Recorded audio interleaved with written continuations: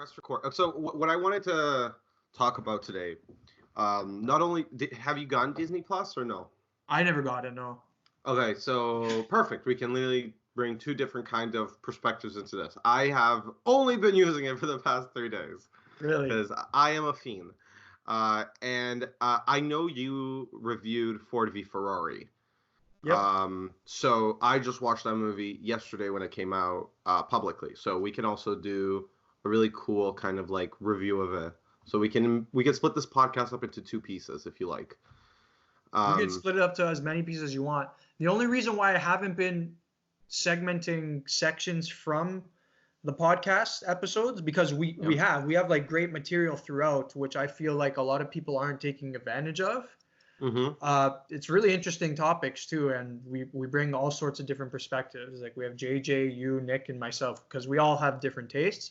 The only reason why I haven't been able to do that is because my editing softwares, both of them. So I use Cyberlink Power Director and I also use Adobe Premiere Pro. Okay. For whatever reason, whenever I try to edit the clips, even not like huge edits, I'm just talking about maybe putting like timeline markers to when certain clips start and stop. Oh yeah. And then add our like little intro Talkies Network thing. It doesn't export to YouTube for whatever reason. There's always an error for both things, for Cyberlink and for. So you know what we can do? Maybe my file is broken for the. I was gonna say, you know what you can do? What? So I use Final Cut Pro because I'm on the Mac. Yeah. And I can share those immediately to YouTube. I don't even have to click upload. Like there's a button dedicated specifically that I can do it. So if you want, when you're done. Me too as well. Yeah. Premiere also has that. And it's not working out for you? Yeah, the problem is it'll render like 99%, and then at like the 100th percent, it'll be like a pop-up that says, no, you can't. There's something broken. There's an error. And I can never figure out how to resolve the error. Okay, then worst case scenario, when that happens, just upload the document to Google Drive, and then I can try from my end, and we see what works. I don't even have to upload it to Google Drive because we both get it. Oh, really? Chat. Oh, yeah. Oh, yeah. So all I need is the intro then. I need the little intro. But even that, I can just go in our regular YouTube video and pull it. Like I can download the video, cut it, Honestly, and take that. Do that because I think the file that I've been using in the editing suite is broken. I think that might be the biggest error for me. Okay. But it wouldn't be hard for you. It's just like as long as we're careful with what we're saying, the only editing that you really need to do is to split it up in parts when we do different things. Okay. But I think to expedite the process, if you want to do that, is we just make notes of the time for when we're starting to talk on certain subjects. So that way it's just easier. You don't have to listen to everything over again because that's what I've been doing. I've been watching all of our podcasts. Jesus, yeah. Well, let's keep a mental note. Let me grab a pen. Yeah. Okay. Just keep a mental note of the time. Okay. I'll just keep a little sheet of paper here with me. So, is there anything you want to talk about today, Sam? That you're like, I want to talk about this. It's interesting. For me, it doesn't matter. Like, I really thought. Let me just close the door here because I have. Sorry, I had my boiler room running. Oh. Because I'm in my basement, so I'm right beside my boiler room. Okay. And yeah, it always makes a loud noise. For me, I thought that the Disney Plus was very topical and pretty interesting too, because I don't personally know a lot about it. I just know that Disney wanted to make their own streaming service to compete with like the Hulus and the Netflix and the Amazon Primes and all these things. So I thought it was pretty interesting. So when you said let's do that topic, I think that was the move for this week for sure. Perfect. Also, I just came from watching Frozen 2. We'll talk about it because I haven't watched it, but I have a lot of opinions on it. Yeah, well, definitely. My review went up yesterday, actually. Okay, then I'll read it. I'll read it sometime today. 2 reviews in one day. Damn, boy! I had The Irishman, and then I had. I saw The Irishman. I read The Irishman one already. Oh, nice. And I'm like, it's a movie that I have no idea that it was coming out. Like, I saw one trailer and then I saw your article, and that's it. But from those 2 alone, I kind of want to go watch it. Like I'm very interested. If you can, it's probably best. Actually, you don't have to because I think this is why Netflix picked it up. It's a 3.5 hour movie, so like they want you to kind of watch it at home, I think, and also Netflix just has all the money in the world, so they can afford to spend like $200 million on a movie for that no one else wanted. But if you can, I'd suggest watching it in theaters, especially if you're just a fan of their work. Would you say it's like? Would you say it's an Oscar nod? See, I don't know. It's kind of iffy because it is from Netflix. You never really know. And my thing with movies in general is, unless you're like an insider, unless you really know like the politics and who you actually have to talk to get like the Oscar buzz, I think it's kind of tricky. Ooh, okay. Because like I thought this. Let's talk about this. My thing is, there's been so many movies that never even get like a mention at the Oscars every year. There's always great movies that never even get a mention, and I think it's all to do with public relations and marketing. I think there's some sort of politics in Hollywood where whoever the Academy is, whoever selects the films that get nominated and get all these acclaims, I think if they're not like given a little something or they're not like pushed in a certain way, I don't think many movies get even noticed. What do you think about that?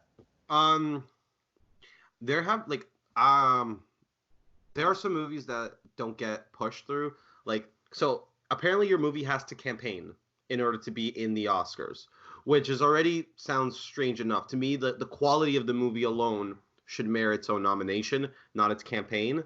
So that's why whenever I used to talk with Nick, he'd be like, "Oh, Disney's gonna push, this movie really hard." I'm like, "What do you mean push the movie hard? Like the movie should just be good, and it gets the nod. Like, why does it require like a rigorous campaign in order to prove why it should be nominated?" So there is clearly politics involved in it, because wouldn't you then assume then the best campaigned movies are going to be the ones that are going to have the nod, and then some of the other ones are going to just fall under and no one's going to notice about them? Like, there has to be a couple like sleeper hits that have happened throughout the years that have gotten no mention whatsoever.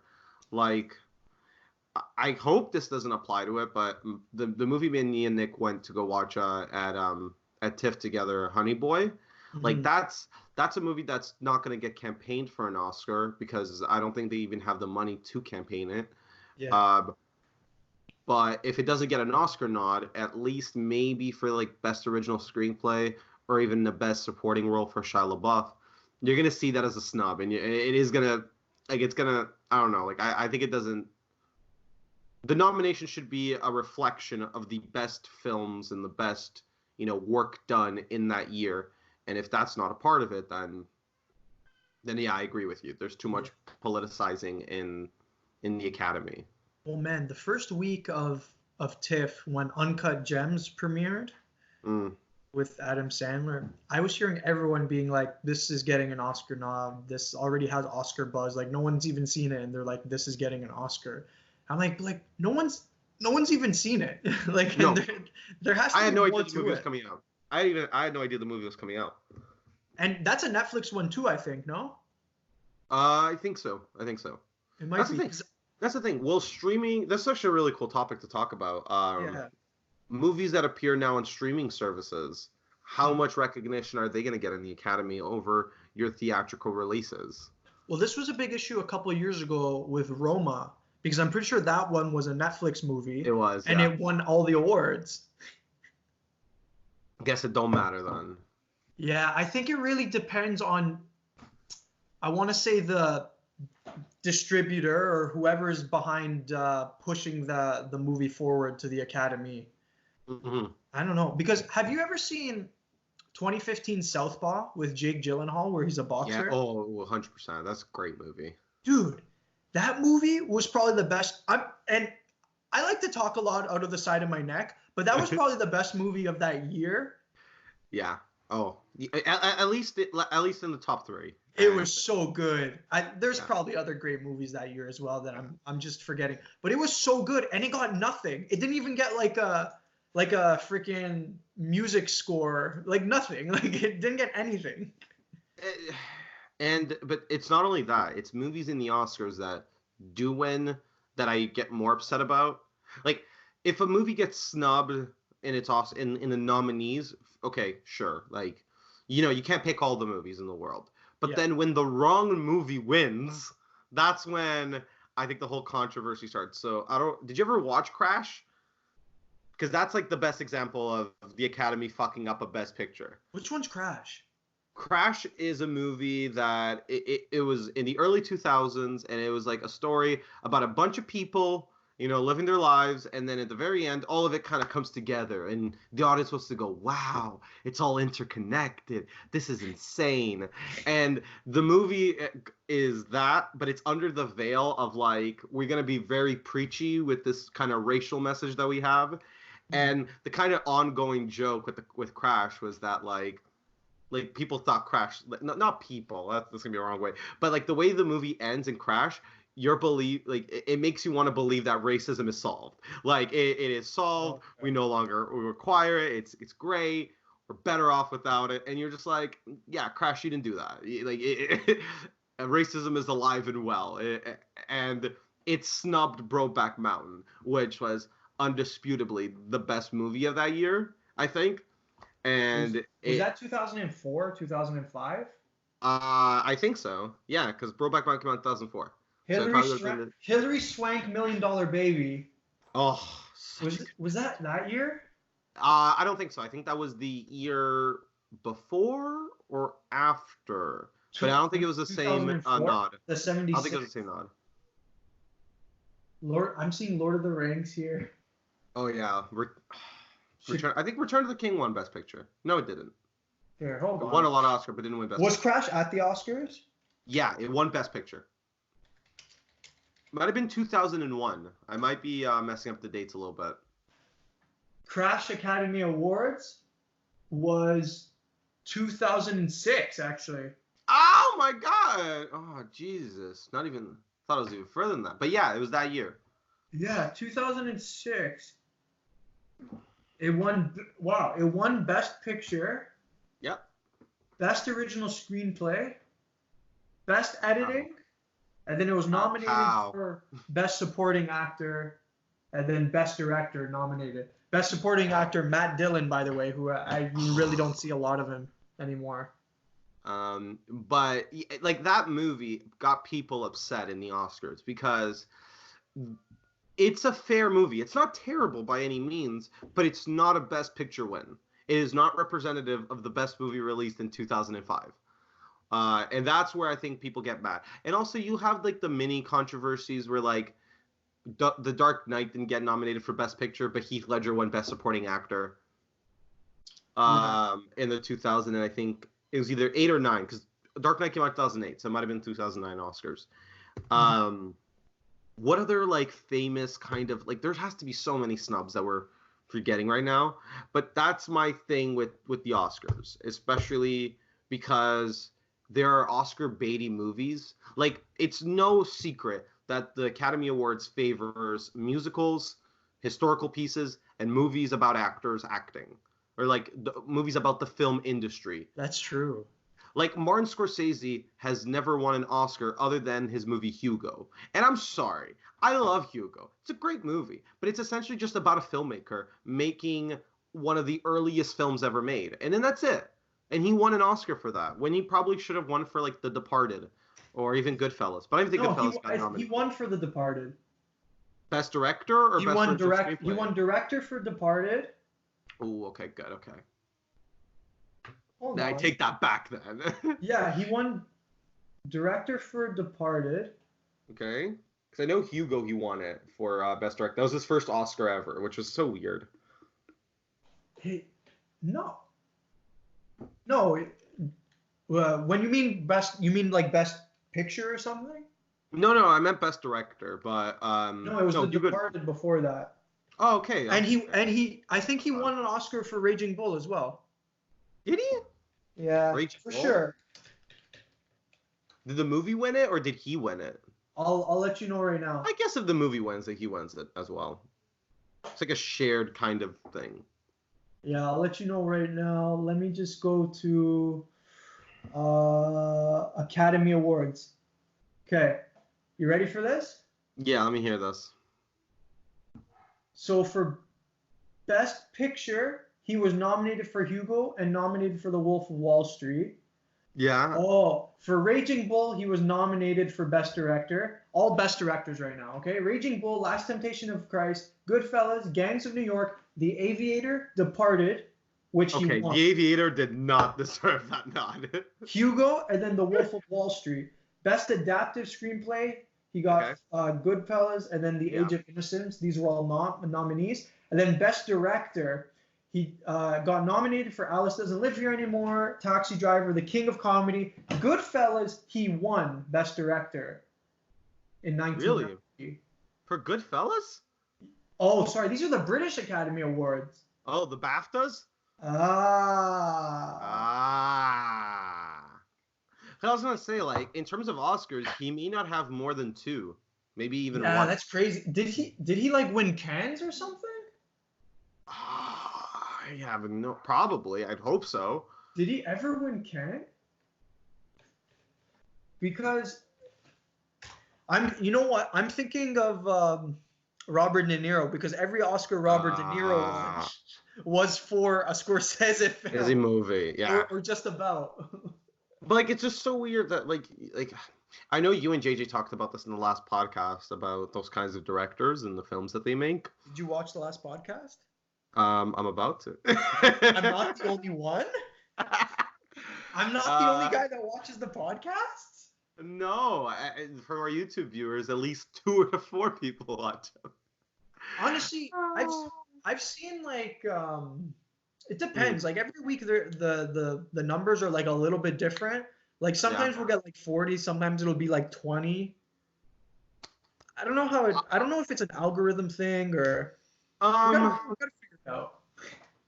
Okay, wait. So now that we talked all about this, I'm assuming we started. We definitely started. By the way, Taxi Driver won the Palme d'Or at Cannes 1976. Yeah.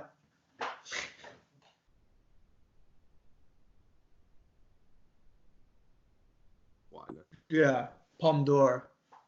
But like there are movies, like back on topic, like there are movies that are very Oscar baity, and like it's about that.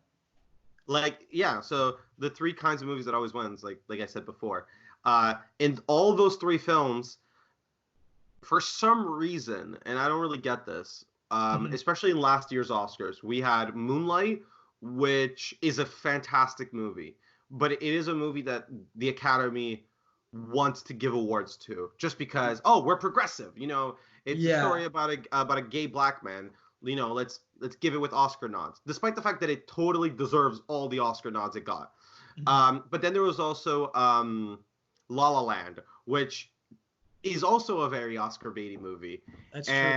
And they knew what they were doing, because Emma Watson, previous Oscar winner, Emma Stone. Not Emma Watson. Oh my God. Gosling. Yeah, Ryan Gosling. I'm pretty sure he's been nominated at least once, and if not, I think he was nominated for La La Land. And then Emma Stone won Best Actress, no? Yeah. So she's an Oscar winner. That's how you already that the movie's kind of gearing up for an Oscar run when they're already kind of getting back previous Oscar winners. It's a musical. It came around. I think she won Best Actress for La La Land. I don't think she's won before. I'm thinking of Silver Linings Playbook. I was thinking of Jennifer Lawrence. Yeah, because she's also Well, that's another example. Yeah. So Silver Linings Playbook. Literally Robert De Niro, Bradley Cooper, so on and so forth. Whatever. So there are movies that are Oscar baity, and those tend to win usually. But when you get like a movie, like I love it when there's like one movie that no one expected, or at least no one, they had no opinion of it. Like The Joker might just sweep the Oscars. Ford v Ferrari might sweep the Oscars. Probably will. I think The Joker more so, because I feel like The Joker, one, it had more buzz leading up to it to TIFF, And then after TIFF, it just took off. And it's like one of the highest grossing films. $1 billion for an R-rated movie. Dude, that is in like the first insane. 2 or 3 weeks. But that's the thing. Because of the 1 billion mark, apparently, and this is a rumor, so do not take me at my word, but we did write an article about it on the site, and Joaquin Phoenix might be open to return for a second Joker movie. They can't do that. I've been talking for the past like 4 episodes about how sequels and remakes are just the worst thing. I don't mind sequels if they're done in a really good way. So, this might be what the podcast's about. Because fuck Disney Plus. Like, I don't really care about it that much to have an entire conversation about. I don't have an opinion on it either. Then you know what? Then you know what we could talk about? Best sequels, worst sequels. Let's talk about this. We have to do that another time. We can get into it a little bit, but we have to do that another time. Like, when we have Nick around, because Nick, me and you, I know we could like bag on every movie ever made, and then if we do that, we're just gonna go down a long 3-hour rabbit hole of how we just hate Hollywood. But we need Nick. I think everyone hates Hollywood. Nick to moderate at least, to be like, no, I thought that one was pretty good. Yeah, but we don't need his bad opinions in this. He likes Suicide Squad. He genuinely likes that movie, and I'm sorry, it's a fine movie. It's not a good movie by any stretch, but he treats it like it's a good movie. He's like, it won an Oscar, and I'm like, it won it for like makeup and like costume. And not to say, that's like the lesser of the Oscars, but it didn't even deserve that win. All it won, it was because Killer Croc was, had a cool outfit, like, it was like makeup done, and then what's the fire guy's name? Diablo? I don't know. Something. I don't know. See, that's how bad it is.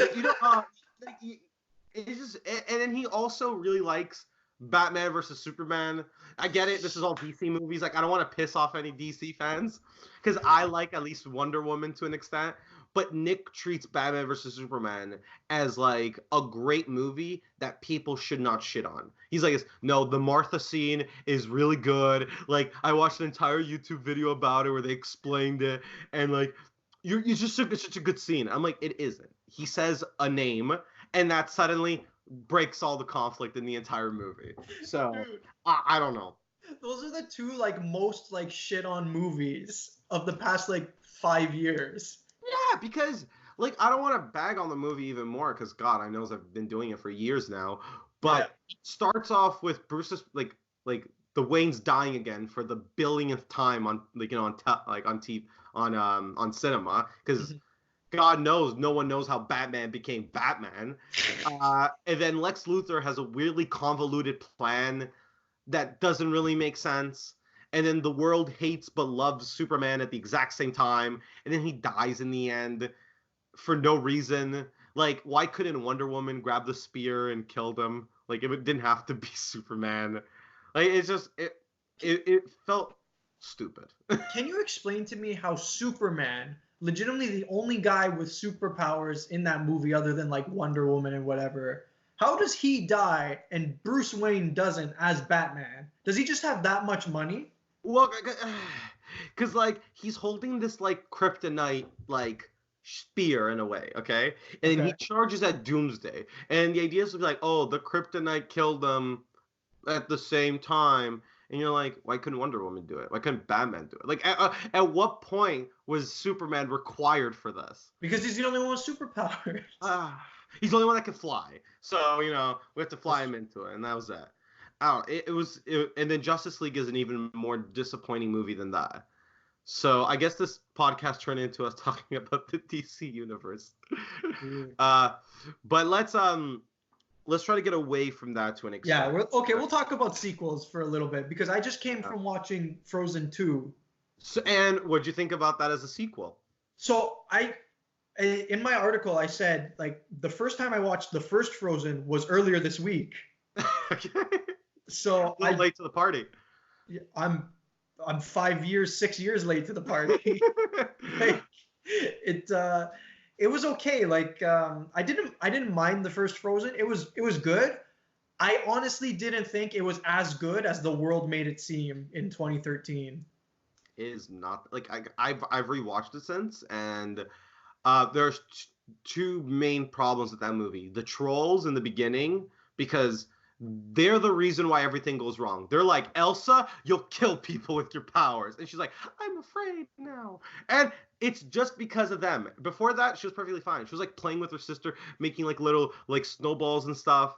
And then the second one is Elsa's characterization in that movie. Very poorly done. Very, very poorly done. And that's it. That's all I have to say about Frozen. Well, I watched Frozen with my girlfriend. And did she like it? Well, she loved it, but Sabrina loves everything. She loves all. And God bless her. Like I wish to an extent I do too. Like I always say that there's something good in every movie, like that you can learn, even if what you're learning is not to do that. Okay. But no, I enjoyed Frozen, but at the end of the first one, I turned to my girlfriend and I'm like, well, like that all wasn't necessary. Elsa could have just, like. Like I said it was the parents' fault. They shouldn't have just let her shut herself away. It was just because of the trolls. It was bad parenting. The trolls are like, your daughter will kill your other one, and they're like, good, we're hiding her away. Dude, and you want to know what's hilarious? In the second one, she doesn't even like have ice. Like kind of spoilers, but not really. I'll say you can't spoil this movie. It hasn't come out yet. Oh, that's true too. Yeah, I can't spoil it yet. Okay, let me just say it this way where I can't like get Disney mad, although I can always get Disney mad. In the first one, she had like a hard time like controlling her ice powers around everyone, right? Yeah. In the second one, at the beginning, none of that. Like she was fine. Like she was just fine. Like she just learned. It doesn't. I don't understand how you go from like, oh, I can't see anyone in the world because my ice powers are uncontrollable and I'm inconsolable. Leave me alone. Going to the second one where we're like, we're all fine, and I don't have ice powers that can actually kill everyone on their own command. Like it blew my mind. But how did this, in as little spoilery as possible? Yeah. How does this compare to the first Frozen? I like the second one better. Oh, okay. The second one for me, see, I read a lot of like different opinions on this. The second one for me is a better story because of all the problems we just talked about with the first one. Oh, really? Okay. The first one being like, there really wasn't any issue. It was just bad parenting. Yeah, like it's like the movie treats its main character like someone that can't be talk to. Like you can't properly explain things to them, so I'm gonna just run away and I'm not really gonna explain how my powers work because I can make a dress, a castle, a living snowman with my ice powers, and that doesn't make any sense to me. I could not get behind any of Elsa's powers in that movie. And you're telling me those trolls one of those trolls couldn't have acted as like a mentor to her to like control it? If he understood it enough to cure it. Yeah, what? See, that's the thing. But that movie, I think it doesn't even have that good of songs, like, to be honest. Like, a lot of people like the Let It Go, which is, to be honest, still a good song. Like the second one has better songs. Really? The second one's music is so good. Okay, then I am excited because, like, Do You Want to Build a Snowman? I think is fine, but a little bit annoying. Like, you know which one was good? I don't like that much. What? You know which one was good? The best song from the first movie is Everyone's a Fixer-Upper. So she's a little bit of a fixer-upper. Oh, really? You think that was the best one? Because I think that was the worst one. You want to know why I think it's the best song? Because it was the funniest. Okay, fine, I'll give it to you. My thing is, that movie drags out, and that's one of the songs that I think just, like, makes the time just go by way long. Like, there's no plot relevance to it. It's just like, hey, there's this guy, and he's better than the guy that you think is a good guy. No, but I think that's why it's necessary, because it shows you, like, oh, look, this is the guy. It's not Hans. Apparently, there was a lot of indication that Hans was actually a bad guy at the end of, like, throughout Frozen 2. Oh, really? Sorry, Frozen 1. Throughout Frozen 1, there was, like, a lot of clues, apparently. Like, in the music, for one, in the song where, like, I forget the song. All I remember is, it's crazy what we finish each other's sandwiches. Like Oh, yes. in that song, there was like something about like him not being the right one for her, and she's actually singing it. Oh, that's kind of interesting because And that's like one of those songs she's that like actually singing like yeah. something about like someone who's tall and fair. And fair really means like someone with light features. Yeah, and he has dark hair. I get it. Yeah, exactly. That's kind of interesting. I never And noticed something else in the first one too, because Hans was always wearing gloves, it's Disney's way of telling you that he can't be trusted, that he's hiding something. That's interesting. I didn't Yeah. notice that. Yeah, but you know what? I wasn't actually in the first one around the first movie. I wasn't actually like expecting Hans to be a bad guy in the end. I thought the bad guy, and maybe that's like mine. The mustachio, like That guy, yeah. The guy from like Weasel Island or whatever. Yeah, because he's a red herring for the movie. Yeah. Wait, one second. Okay, now that's done. Yeah, like in the movie, well, where I liked it, it's kind of like I liked the unconventional ending of it, where like it's like sisterly love that kind of breaks the spell, not romantic love that we usually get with the previous 50 some Disney movies. Yeah, I like that too. That's always appreciated. However, it is a movie that I think got too big. Like Frozen became the most. I think it's the top grossing Disney movie, like animated Disney movie of all time.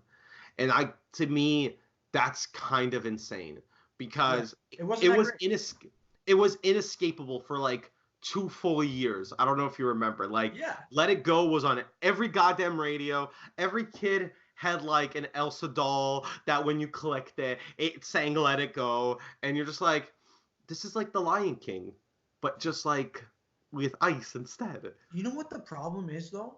I'm pretty sure if you were to go back and watch The Lion King or watch Snow White or watch anything, it just seems more intact. The stories seem to make more sense. They seem to actually have a purpose and a reason. And the humor is like 20 times better in the old Disney movies. Yeah. Like, I don't know. I think the problem with Frozen and even Frozen 2, it's directly marketed towards kids. Especially Frozen 2. Adults. But that's the problem. Like it's so marketed towards kids that they don't even consider the adults that are taking the kids to the theater. Whereas in the other ones, they have like little quips that are funny, they're witty, and some of these jokes fly over the kids' heads, but the adults can actually enjoy it. And the stories are more like wholesome. They're actually like real stories that have real meaning and real like consequences to different actions. Whereas the new Disney films, they're kind of just like, this is what we're giving you. Like, we don't know why it's like this, and there's like an easy fix that me and you could come up with, but they don't know that. And it's just like it strings you along. There's some good music. There's some nice animation. But other than that, like, it's because you know what it's substance. Because and like this, I've said this before. I think I've spoken at length with Nick about this. The reason why Pixar is at the standard that it is because they make movies that have the plot and message that are for kids, but the film tackles like specific things that adults know about. So we're talking about Frozen 2. And Sam has watched it already. I haven't. And you can't spoil it because the movie hasn't come out yet. True. It comes out the 22nd of November. Yeah. But you said it does rank pretty well, like I think the general consensus was people did like it better than the first Frozen. I thought the music was great. I thought it was on what's her name? Is it Kristen Bell, I think. Kristen Bell? Yeah, the blonde one that's in a Good Place. Yeah, I think it's Kristen Bell, and then I think her name is like Idina or something. Oh, don't even ask me how to pronounce it. Idina Menzel? Something like that. All I remember from her is what's his name? Oh my God, John Travolta completely messing up her name at the Oscars. That's all I remember about her. Yeah. And singing "Let It Go." Yeah, it's definitely her. Yeah. She was a big like Broadway person. Yes. Oh my God. But she has such a good voice. Dude, her and Kristen Bell, they absolutely kill it. I don't know what they did, what sort of auto tunes they had to do, and how dare me even insinuate, Oh but yeah. the power in these songs are so strong. Wow. You're getting me excited for a movie I was not excited about. Dude, like this, even the story is better. The story is more about like the history of where they're from and like how Elsa got her powers. Yeah, because that's how I know the movie was being sold as. Like it's more of an adventure movie that Yes. is deal with exploring the powers that Elsa has. Yes, definitely.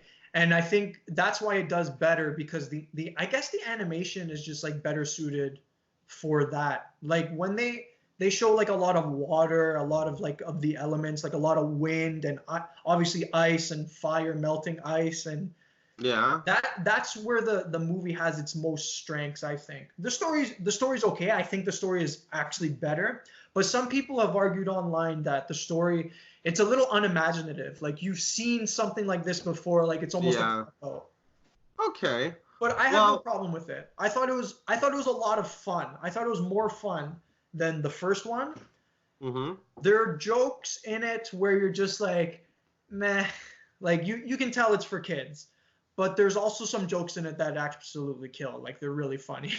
Like Then, would you say you recommend for people to go watch Frozen 2 when it comes out on November 22nd? I think if you were a fan of the first one, you'll probably love it. But if you didn't watch the first one, Mm. you don't really like you're not sure about it, like if you want to give it a chance, I'd say give it a chance. But if you don't have to. I would say you don't have to. It's one you can miss. It's a Disney All movie you right. can miss. Well, transition. Disney Plus came out earlier this week, Yeah. and I have been on it consistently, like like every day, and I know Sam has not been. So this is kind of like a really good dynamic to have for a discussion like this, because one of the things that I saw that I think was the most telling was someone kind of tweeted kind of the amount it cost and the streaming service associated with it and put them like all down in a list form. So it's kind of like HBO is $15, Netflix it's $13. Netflix. By the way, these are all Canadian prices. None of them are U.S. Uh, Disney Plus, $9. So on and so forth. And they went down Hulu Plus without ads, and all the kind of streaming services you could have, Funimation, Crunchyroll, and it got to the point where someone said, "Oh, if you want to have all of these, it essentially costs like over $90 a month, which is more than what cable is." Yeah. And one of the big strengths about the streaming services was that you were getting rid of all those channels, all those cable packages that no one wanted to pay for anymore because you probably watched maybe 2, 3 channels, but you had like 90 some channels that you never used. Mm-hmm. But now streaming services have now become more expensive. Well, not now. They have, kind of Yeah, slowly been gradually. I accumulating remember to it. Netflix used to be like $7 a month, and then Exactly. took And off. I don't think any one person just has Netflix. Like I know just for myself, in between me and my girlfriend, we have Netflix, Prime, Crave, Disney, and that's Netflix. Yeah. Like we only have that many, which is still a lot, but Yeah. it's still all of those together per month still come out to the price of like a cable package, Yeah. for example, in a way. So Nick tweeted out a couple days ago being like that streaming services are just the natural evolution of television. Like I we're think just so. gonna fully go from one to the other, and Disney hopping into the game, kind of like this, really does kind of solidify that. Yeah, pretty much. Like it, Disney before was kind of the only platform of movies that you couldn't really access that easily in all the other streaming services. Like even with Netflix when they were trying to get like the Marvel stuff, Mhm. it's still like they only get a couple of them. Like they get 5 movies, and you know it wouldn't be sequential in order. So I remember when Endgame was about to come out, I wanted to watch all the Marvel movies, to get ready for it. And Netflix had, like Captain America: First Avenger, the first Thor, but then not the second Thor, not the first Avenger. Oh, but then they did have Age of Ultron. Then they did have the first Guardians, but not the second Guardians. And you get the idea. It's kind of like every couple of them they have, the other ones they don't. Mm-hmm. And now that all of that is on one specific platform that is very nicely broken up to like Star Wars stuff, Marvel stuff, Pixar stuff, and then, regular Fox. Disney things. And Fox, too. Yeah, Fox, too. They have Fox, but as far as I know right now, on their streaming services, there's no Fox movies or TV shows on there yet. That's like the very important word, because they even said themselves that they have not uploaded all of the material that they have, and apparently the reason for that is that they didn't want people to binge all of the content in like a month and then give up on the service. Because I do have a little bit of criticism with Disney Plus from two standpoints. One, it is not as accessible or not as user-friendly as Netflix is. For example, Netflix gives you a button to go to the next episode. It gives you the ability of like looking at like the extent of the movie's content and episode, like how many episodes it is, based on just hovering the mouse on top of the image. Whereas like Disney, you have to click it. It gets you to another page, and then you can see all that. I know these all sound like minor grievances, and you could make the argument that Netflix has had years to optimize their site. But if you're the biggest in the industry, you need to come out with like innovation. Updated. Exactly. Like you want to be able to be like, we're here, we're better than them, and we have all the features that they have plus better shit. So I don't know. Like I have a problem with that. And then my second problem is just what's on it right now. Like it's good. Like I grew up with Family Channel. Did you grow up with Family Channel, Sam? Sure. Exactly. So like there's all the classics on there, like Sweet Life on Deck, Hannah Montana, Corey in the House. That's actually Corey in the House is not on there. That's actually a disappointing factor that I have about this. But they have like That's So Raven, and they have all the old movies like Johnny. They have Even Stevens? Oh, 100% they have Even Stevens. And the movie too, which I've already watched through it. Then they have like The Proud Family. I'm just ranting, film titles. But those are really to the extent that they have. Like they don't really have anything more substantial than that. The only thing that they have that is kind of away from that kind of repertoire of like Family Channel content, and I'm talking about TV series, not movies. Movies, they have the entire almost the entire catalog of films that they've ever released from the 1940s up, pretty much. All the animations. Yeah. Okay. Not only that, but like they have like Mary Poppins, Huckleberry Finn. Like they have not Huckleberry Finn. Oh my god, I can't remember the movie where the kid shoots his dog at the very end. I'm not gonna remember right now, but it's like a 1954 film. Who cares? Something like My Dog Spot or something? Probably. I don't know. But like no one's gonna really watch those movies, to be honest. Lassie. Like, You're talking Lassie. That they have that on too. But like those are films that I don't really see people kind of, I want to watch it again. I want to do this again. Like I've gone through the catalog, the entire catalog, multiple times. And apart from the new original content that is coming out, like The Mandalorian, oh my god. Like, I don't want to be mean to the new Star Wars movies, but the first two episodes that got released, like the second one got released yesterday, it feels more like Star Wars than, the new Star Wars movies I've ever felt. Except for, like, Rogue One. Rogue One was fucking top-notch.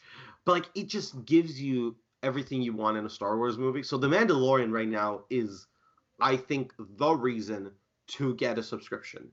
It is not really these Family Channel originals, like High School Musical, like they're all on there. That's great to watch. That's nostalgic. But it's not really going to keep the streaming services like up to date. Like Netflix, yeah, they've had years to, make films and make TV shows. So they have stuff, releasing weekly or, regularly scheduled stuff. But Disney needs to know that it's original content that it's being produced. It's what's going to make people stay on the subscription.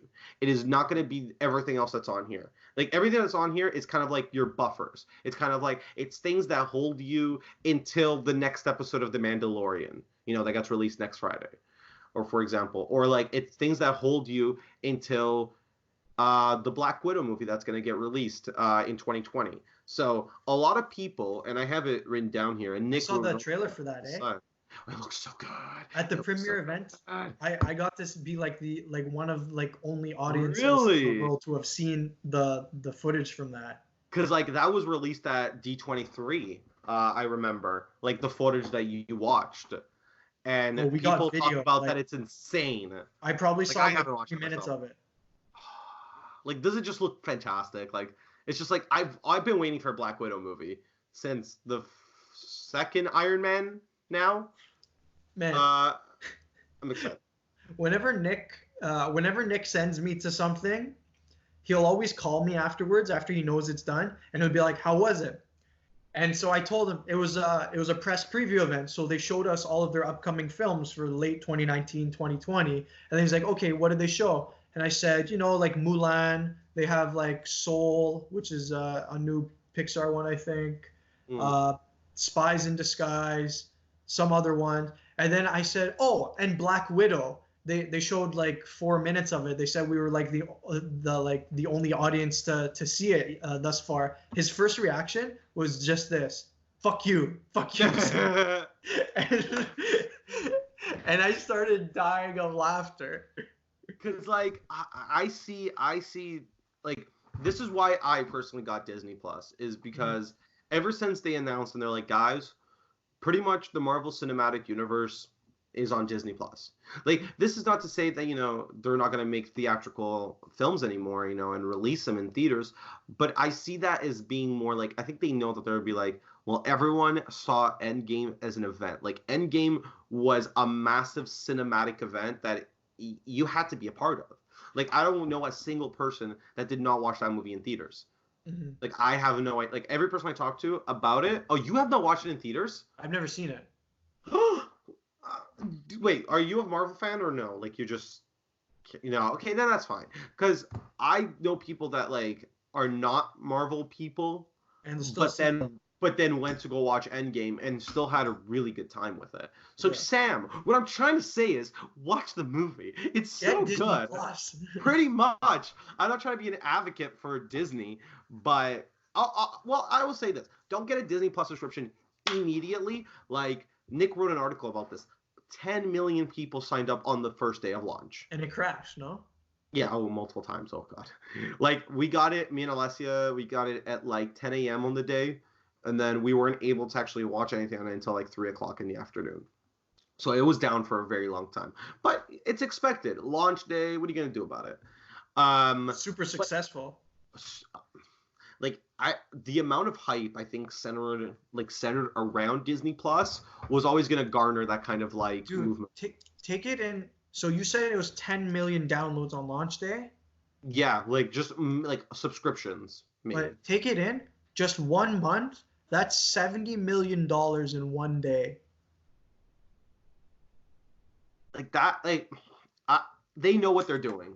They fully saw that the money is in the streaming services, and there is no reason for them not to spend as much as they want to on this site.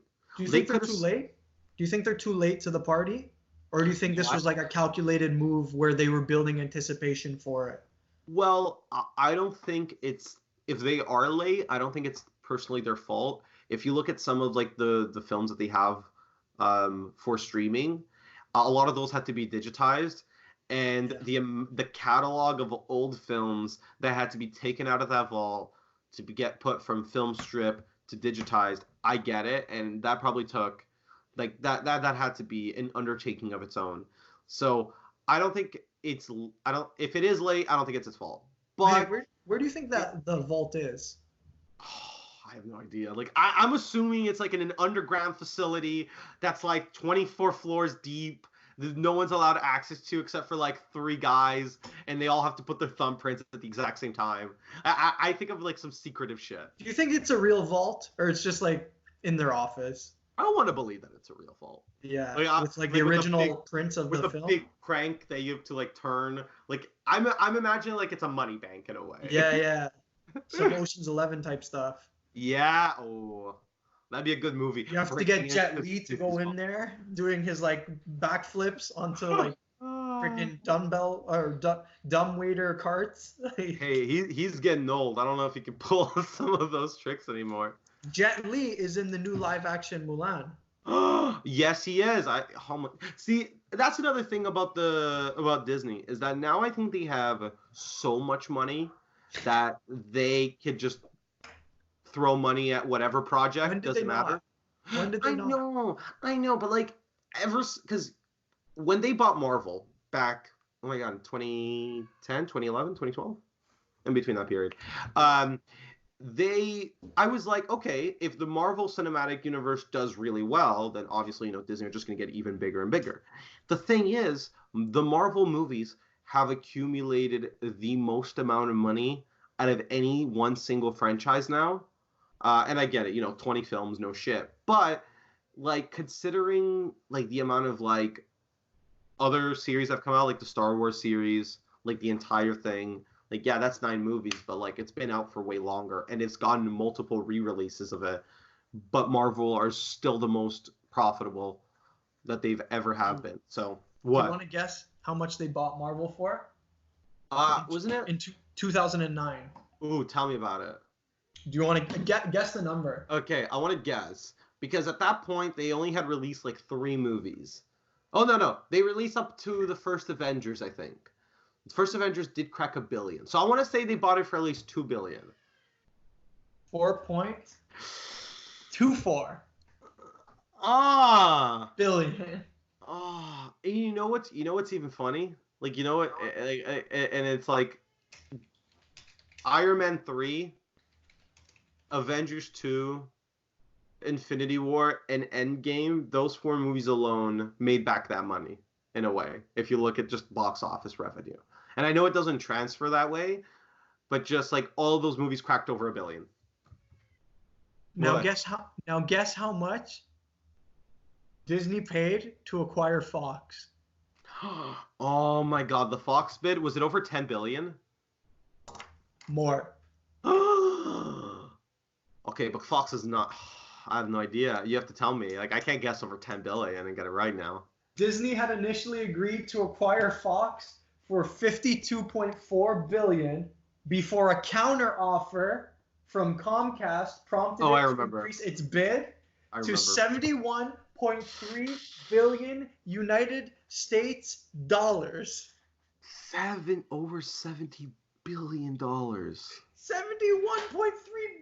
billion. Yeah, they have crazy money. See, like, that's the thing. They can do whatever they want. Like, no one can stop Disney. That's why a part of me is excited, because that means we get shows like The Mandalorian, which one episode is a movie. It's essentially a movie. It has the production of a film. Whereas, like, some Netflix shows that also get pumped with a lot of money don't look as good. But they could, like, that's the thing. And that's why I'm more pissed off about the way the site is optimized, because they could put $1 billion into this website and make it the best possible thing in the world. And it's just, not really at, like, state-of-the-art, like, level anymore. I don't know. So that's my thing with Disney Plus. It has a fine catalog, but it is desperate for original content. 100%. Because if you look at the series that they have and you just go under the featured tab, like the ones that are like, oh, look what we have that we've made. Apart from The Mandalorian, there isn't too much. They're still young, though, as like a streaming studio. Obviously, they're like one of the oldest studios. And they're playing it smart. They know that they need to be releasing this stuff in an elongated period. Like, they're going to milk this it's a long much as they can. Yeah. Do you think that, from your experience, that Disney Plus is kind of marketed towards younger audiences, trying to give like younger audiences the experience of watching the old Disney movies that we grew up watching? Because it was something like every 20 years they were like re-releasing from the vault different Disney movies. Remember? Yeah. Like DVD, and then it became Blu-ray, and now it's streaming. Yep. It It's was always a natural VHS evolution. before DVD. I actually have most of the Disney VHSs in my bedroom. Oh, I have a couple here in my closet, but nothing too much because like I was more of a going to Blockbuster and renting movies than actually buying the physical copies. But in terms of your question, I don't think so. Like this very much feels like a subscription that was made, especially the catalog the way it is, for nostalgia. 100%. They're trying to bank on every person that either grew up with Disney movies, which I'd argue is almost everybody.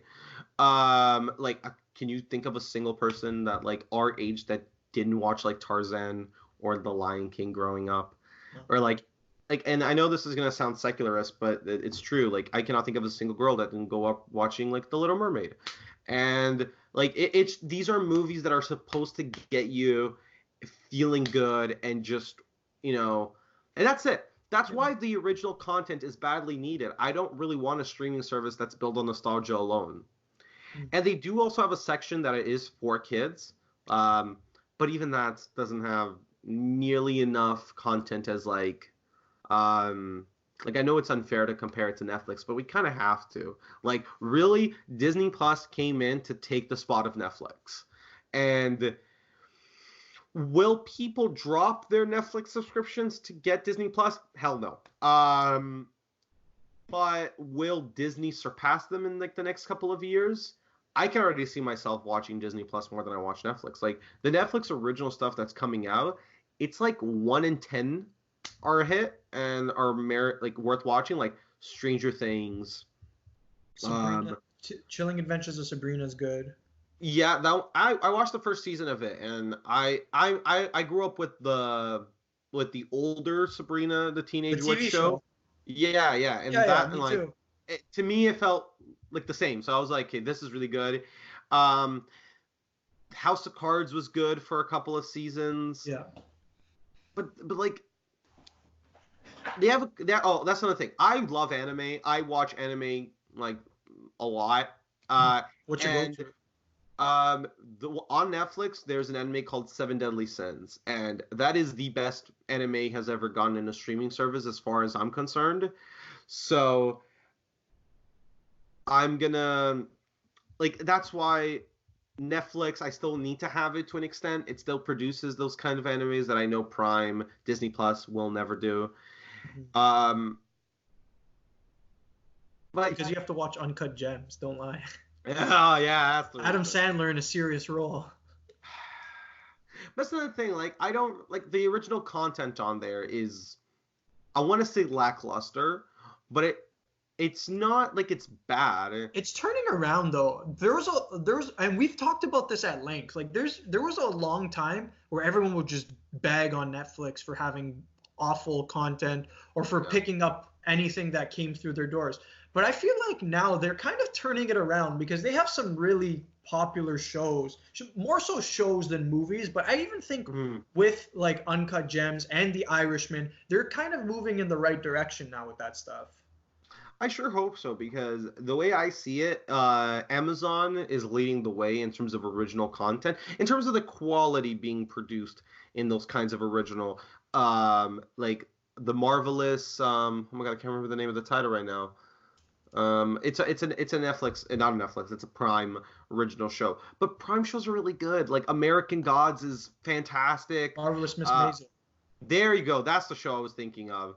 What's the one with David Tennant in it? It's about the apocalypse happening. Is it? Oh, I'm not gonna remember right now. I'm so bad with names sometimes. It was a really good show. It only has one season of it, but it's already confirmed for season 2. Neil Gaiman wrote it. American Gods also he wrote. Good Omens? Good Omens. There you go. Like, these are good original content being produced, and to me, they're kind of leading the way. I don't count Crave. I don't count HBO. HBO has been doing it for years, and they have way better practice in it, so like we kind of have to take them away from the conversation. But that's what Netflix is inspiring, not Netflix, Disney needs to be doing. It needs to be producing original content that is surpassing even Amazon Prime. You know what? You said something interesting there. I think HBO might be one of those streaming services that directly builds on people's nostalgia. That's what it's going after. Because Okay. I couldn't tell you a single thing to come from HBO recently that has been like a huge hit. Yeah, because ever since I think like Game of Thrones ended, I'm struggling to get myself into another show. Like Watchmen is not that good. You know what's weird? I don't know if you know the show. It's more of like a talk show, but and it's on Showtime, so that doesn't even count as HBO. But it's Deezus and Moses. They essentially just have like a talk show with each other, and that is the best thing to come out in 2019. I saw on Crave. It was a talk show.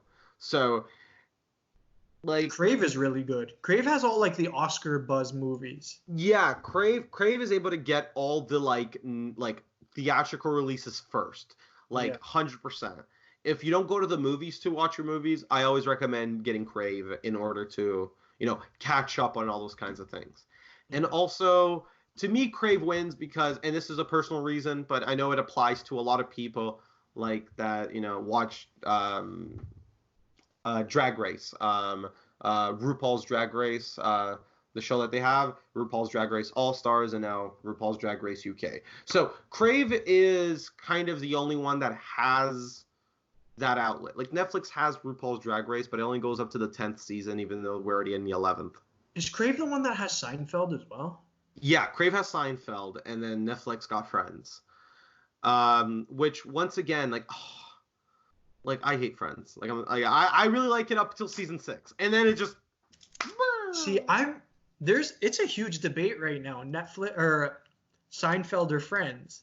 Yeah, because people are being able to watch it now. Like because they're on streaming services, people are allowed to have that debate again. Yeah. What do you think? You're saying Seinfeld. Okay.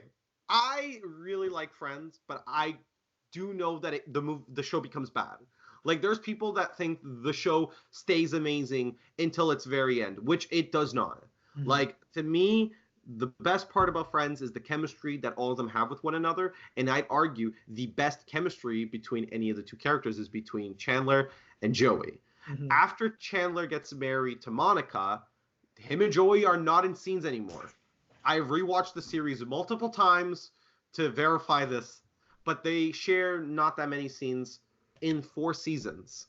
So, I don't really care that much about, what Phoebe's doing, what Monica's doing, what Ross is doing. I'm just like, okay, sure, whatever. And then the show has a really good end. Like, the ending of Friends is actually very satisfying. Ross and Rachel get together, and you feel good about yourself, and there's a conclusion. Now, Seinfeld. Seinfeld is a show that is great throughout its entirety. I argue it stays pretty good, if not fantastic. Mm-hmm. But it has not a very good ending. They go to jail and it ends. And I can see people having a problem with it.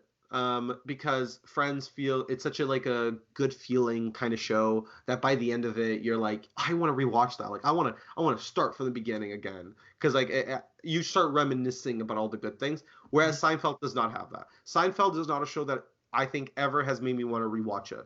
I watched Seinfeld's the show about nothing though. That's kind of the point. It's funny situational comedy. But I feel like a show like that works better with a TV guide where Seinfeld is on every day at 8 and then it's a new episode, rather than it being a streaming, if we're going to talk about a show to stream and binge watch, Friends is way better of a show to binge watch than Seinfeld is, because Seinfeld merits from it not really being about anything. But in order to do that, I kind of require, chunks of episodes at a time. You need a story. You need something to link the episodes together. Yeah, if you're going to binge watch something on streaming, you need something that ties you over. And Seinfeld doesn't really do that. You know what I think bridged that gap between being a show about nothing and then being a show that has a story that carries over? How I Met Your Mother. Yes. Oh my. I love How I Met Your Mother. I used to Yeah. consider it being one of the best sitcoms, or at Yeah, least I one of the think a best lot of modern people say sitcoms. that. Problem is, yeah, season 8 The last and season is kind of bad. season 9, yeah, they have good episodes in them. Like they have little chunks of gold. But the entirety is kind of bad. Like you can tell no one wants to be there anymore, and it's sad because before season 9 even got confirmed, when they were filming season 7, Mhm. um, Jason Segel didn't want to come back. He's like, I'm kind of spent as the character of Marshall. Like I don't know what else he does in the story, and truly, what does he do other than go from being like a corporate lawyer to an environmental lawyer to wanting to be a judge Yeah. to becoming like the judge in the state bar, and that's it. That's his story, and that's not really like I can get why Jason Segel as like a serious actor now after Yeah. 10 years of the show being like I want something new, and you could tell in the last season he is not quite there. Like you can tell he's not giving it his all. Lily, once again, she's just kind of there for the ride. Yeah. Even though I'd argue that season 9 episode where we find out that she's pregnant is one of my favorite episodes That's a good episode. Yeah. in the entire series. I love it because you get all the characters back. You get Ted Mosby trying to do his Mosby boys. Yeah. Barney is the funniest in that episode, and Marshall actually has something to do. He actually has a story in that, not just I gotta get myself to a wedding. Mhm. But is it a better show than Friends? I think so. I think it's a way better I show. think it's better than Friends. Yeah. Is it better than Seinfeld? Maybe not. Maybe not. someone would have to come up with a pretty good argument to convince me. Although I would make the argument because of its ability to be binge worthy in terms of having some story, although it is a loose story, but some story carry along through the episode. Yeah. I think someone could make the argument that by virtue of that and by virtue of how we consume content nowadays, being you sit down for 12 hours straight and watch a whole thing, I think that's where you could say that it might be a better show. Were the episodes hour longs or were they 24 minutes? They were 22. Yeah, okay. Even less than that. But like there's something about How I Met Your Mother, and I don't quite know how to explain it, but when you put on like an episode like let's say from like the earlier seasons, for like season 3, and you leave it on, you'll look back in like 5 hours, you're like, how did I get to season 5? Like, how did everything go by so quickly? Yeah. And it's just because the show has a way of like just sucking you in, like through all its catchphrases, and it's kind of like because you feel that kind of home with it. Like you know all these characters through and through at that point because you've watched the show so many times. You care about them too at the end. Oh yeah, except for Ted. I never cared for Ted. Ted has always been my least favorite character in that entire show. It's because Ted because is he's so the main annoying. guy. I know. Like Josh Radnor is the most boring person. Like I wish one day I get to interview him because I want to ask him if there's anything more to him than just his name and him playing Ted, because that's every interview that I've ever seen from him, like on YouTube or whatever. That's all it is. He's a guy who plays Ted. He's the guy that looks like Jimmy Kimmel. Perfect. He's literally that. He's a diet Jimmy Kimmel. Yeah. And that's why like Barney, I think after season 2 got paid double than the rest of the cast, because I'd argue that like Barney's the reason why people kept coming back to watch that show. But I think at that point, what's his name? Neil Patrick Harris? Yeah, NPH. Jeez, Neil Patrick Harris. I think at that point he was probably the most established as an actor, as a serious comedic actor. Yeah, because I always find this fucking hilarious to point this out. NPH got his role in How I Met Your Mother because of his role in Harold and Kumar. Best. Go to White Castle. Yeah. And it's like, because I have this idea of NPH in my head as like a triple threat. And then he plays completely against convention in White Castle. And they're like, we need to get this guy to play Barney. Like this womanizer who is like a corporate greed. It's so good. It's like hilarious. And in real life, He couldn't be further from that. Exactly. There's something about actors playing against conventions that really sticks to me. That's why I think I like Jumanji a little bit, because it's like Dwayne The Rock Johnson playing against convention to like the big hulking guy, and he's like kind of like the nerdy I'm scared. So yeah. So in term another, and this is like, I don't agree with it. I'd argue that the best sitcom probably of all time has probably been Always Sunny in Philadelphia, but that's just my opinion. I like that one too. Because they just become worse people. And it gets increasingly funnier as every season goes on. Some would say The Office. That's what I was going to say, is that a lot of people now, because of Netflix, are... They can watch the whole Office. Exactly. But they don't watch the British Office, which I think is a mistake. You have to watch... I think you kind of have to watch both. I watched the original Office, and how do I say this politely? It is funny, but it is not a show that like I would ever recommend to anybody. Like I cannot recommend that dry of humor unless I know specifically you like dry humor.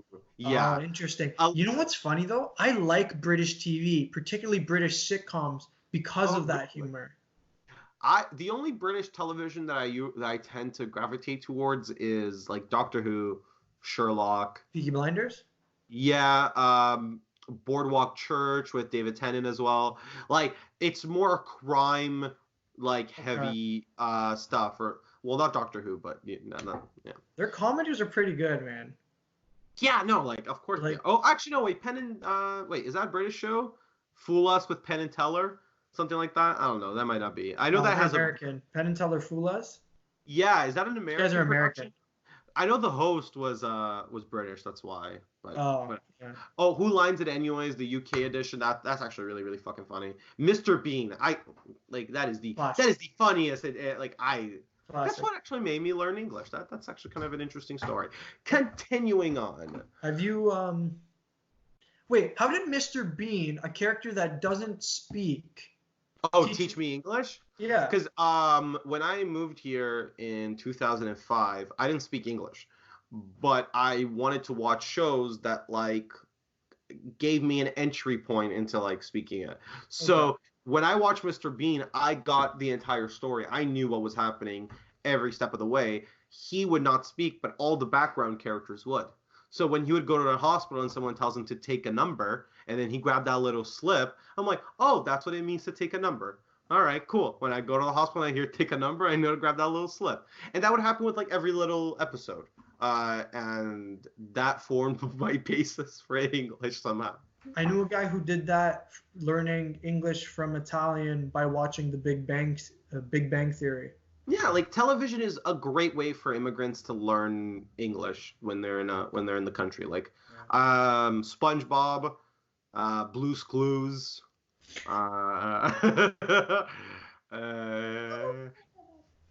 Fairly Odd Parents, I think was also one of them. That's pretty good. I like that one. I'm trying to think of like those like shows that I watched in 2005. Danny Phantom, the last one. Classic. Did you ever watch, speaking of British TV? Oh, yeah.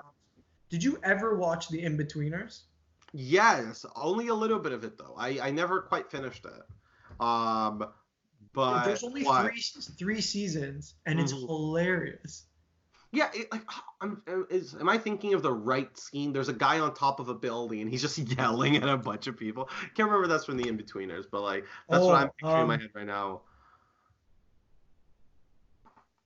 I don't know, actually. I'm trying to remember because like I remember one of my friends in high school. Me and him had drama class together, and he'd watch It-Betweeners, and he made me watch a couple episodes with him. It's hilarious. Yeah, like that's the thing. Like British humor is so different from ours. Yeah, but that's British humor, but that's like lowbrow. Like yeah, you're only gonna like it if you're 14 or if you're a male.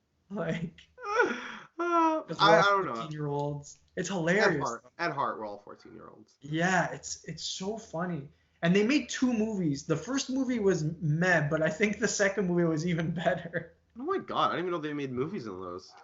Watch the second one. It's actually hilarious. But and you know what else Netflix did? With the 2 guys, with James Buckley, who plays Jay, the guy who's kind of like the bullshitter. The Netflix made a show called White Gold with James Buckley and Joe Thomas. Joe Thomas plays Simon in the In-Betweeners. It's called White Gold, and it has Ed Westwick. Ed Westwick was I think he was the Gossip Girl guy or something like that. Oh my God, Gossip Girl. Yeah, but this show is so funny. They're window pane salesmen. So not even like the windows. They sell like the plastic trim around the windows in like the 70s. And it is so funny. You have to watch it. There's a lot of like that's another thing is like I underappreciate the amount of good shows that are out right now. Yeah. Like a lot of people need to watch The Good Place. I think that's a very, very clever, funny show.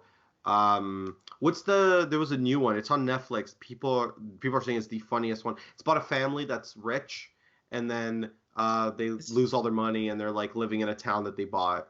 Is that Shameless? Might be. Or what is Shameless? I don't know. I've seen I'm kind of behind on. That's the thing. I've been too focused on movies. Like I haven't really caught up on my television. Yeah, that's true. Shameless is a story of a family of 6 kids and their selfish father. The eldest daughter, Fiona, has to raise the rest of the family on her own. They need to steal food and steal money to live, while their father takes everything and offers nothing. Meet the fabulously dysfunctional Gallagher family. Yeah, it's Shameless, the show I was talking about. Apparently that show is being like superly high rated. Like people are loving the show. But that's another show that has an American and an English iteration of it. Which one's the good one, or the one that's getting more acclaim? I think it's the American one. Yeah. Eh? But that I don't know. That's super interesting. Like I just said before, like Drag Race UK, that's on right now, and as far as I know, just as good as the American version, if not some parts of it are better. So moving on from like the whole streaming service topics that we had going on at the beginning of this. Sorry, let me just make a little time code for myself. I appreciate you doing that because honestly, I don't know if my editor is gonna be very good. No, you'll be fine. We'll be good. So let's talk about Ford v Ferrari because I did watch it and you also watched it. I like to talk to you about it. Yeah. And I saw it yesterday, so let's hope you still remember it. I love the movie. Like I'm just gonna say that full out. I think it is a really fucking good movie, and I went to go watch it with a friend of mine. He's a big car buff. He's a car guy. Yeah, he's a car guy. And the moment that this movie got announced, he's like, we're watching it. I don't care. We're going opening night. I'm like, 100%. I'm there with you. It's Matt Damon and Christian Bale. Dude, I know a lot of people who are like car guys. Actually, my uncle, he's really into the Formula One. Like he likes going to the races in Montreal when they come here. And he was talking about it maybe like a month ago. He was like, oh man, Ford v Ferrari is going to be so good. And I'm just sitting there at dinner like, seen it. It was great. Don't worry about it. You'll enjoy it. Yeah, you'll like it, but no big deal. I saw it already. Because like I remember seeing a couple of earlier reviews about it, and it was like, hey, there's not that much racing in this. It's not a racing movie. And I watched it. I'm like, there's a lot of racing in that movie. There's a lot of racing in this. Like you can't at all make the claim that like because like there's someone that broke it down like this. Oh, it's like 20% racing, 20% this, whatever, so on and so forth. And I'm like, no, the movie's like 60% racing. Like it was a good balance of racing. Yeah, it's such a ridiculous claim. There wasn't enough racing in it. Yeah, like, and I remember I was coming into the movie with my buddy of mine, and I was telling him. And I was like, hey, like I've been reading a couple of reviews. Apparently this is not going to be like the kind of car movie that we're thinking of, you know. So let's just be prepared, you know, just in case. Because like he definitely is a person that was going in there to see the cars that were like he's a person that would watch that and be like, oh, that's that car, that's that car, that's the car. So like I get it. It's like me watching the like Detective Pikachu Pokemon movie, where I'm just watching it to see the Pokemon in the background. I don't care about what's happening. Yeah. But me and him we were captivated. It's great. Like the scene where he's pitching the idea of like why Ford needs a racing like section, I was like, I'm sold. Get me the rest of this movie immediately, right now. I don't care. Dude, this is what the Fast and the Furious movies should have been. Like, it's a story about a guy who, he's not perfect. We learn at the very beginning he has his reasons for not wanting to race, but he also has all the reason in the world to want to keep pursuing, like a race car in like, that entire world as much as possible. So he creates the engine. He fights, to get his best friend, or in the movie it seemed like it's his best friend. They have like a love-hate relationship. Yeah. But that's what a best friend is, really, isn't it? Yeah. And he fights for him so much throughout the entire movie, and he vouches for him, I think 3 times when. And that's another part that I love about the movie. I love that the conflict is not born out of their relationship, even though there is tension. It's more this upper head figure that is trying to impose. It's definitely them against like the suit. Bureaucracy. Yeah. The red tape. Yeah, it's Ford versus committee. I love it. And it's a movie that I wish everyone goes to watch, because Christian Bale does a performance that I'm just like, it deserves an Oscar. Like he should get nominated for Best Supporting Actor, and he should 100% earn that Oscar. I think he'll at least get nominated, and the movie will get nominated just because of all the buzz that was generated this week by it. Oh, yeah. Really, I've only heard of like 2 movies thus far. I know it's still a little bit early for like award season speculation. Yeah. But this and Joker are really the 2 big ones that we're seeing right now. Like A Good Day in the Neighborhood, I feel like Tom Hanks, just because he is Mr. Rogers. And that's like, true, Nick but that one might also like fizzle a little bit. I hope it doesn't, because it's coming out, I think, next Friday, next Thursday, something like that. So like, I hope that movie gains that buzz again, because the way Nick described this movie to me, leaving TIFF, he's like, I feel like I had to give my dad a hug. Like I don't know how to feel. I was in my feelings the entire time, and I was That's my favorite. That's my favorite podcast moment. He's just like, you don't feel good about yourself. You're miserable. He gets really into his films. Yeah. But like, that's why, like, those kinds of movies I always just appreciate. And the thing is, when I sat in that movie theater and I started watching it, all of the events of this movie played out in my head before they even happened on screen, and then I was just being taken on a ride. Like, the movie perfectly sets up, they're like, hey, we want to beat Ferrari, and you're like, yes, fuck Ferrari, fuck those Italians. and then it's like, okay, here's 2 great actors, to take you along this film. And that's what the film's about. It's them building the engine, building the car, racing in one race, having him win, and then going to Le Mans. It's just the best. That's what you need to do. You need to give me a simple premise and then just take me along for the ride. Yeah. And all of the scenes of the racing, like all those shots of like the car is like here. When they're in the car, when you just see you don't even see the car. You see like underneath the car. You see the car's view, and you're going. I loved it. It was so good. It's exhilarating. And the thing is, the best part, and I hope everyone had my friend Lou next to them while watching this movie, because every downshift gear turn and then rev up that they did in order to pass a person, like let's say on a turn, he would like, that'd be like, Artur, he did this, and I'm like, I know, I saw it. So it's like I love how this movie was able to take someone that's just firmly in the car world, that, it's not a big movie guy. Like, he'll come and watch movies with me, but like, movies not his thing. Cars is his thing, and movies is my thing. And I appreciated racing and like the kind of work that goes into making like an engine like that can last, 24 hours of a race, way more now watching this movie. And he appreciates like the filmmaking that took to make a movie like that. Dude, because I'd argue a movie like that can be made clear. Especially that movement on like the really sharp turns. Yeah. Like, I forgot the car, but like, here's a cool little nifty tale. When I went to Florida, like 4 or 5 years ago, my girlfriend's dad, he's a big car guy, and there's a museum there for cars in Florida. Honestly, it's actually a very nice place. Where is this? It's in Sarasota. It's like a 30-minute drive from Sarasota, so not that far.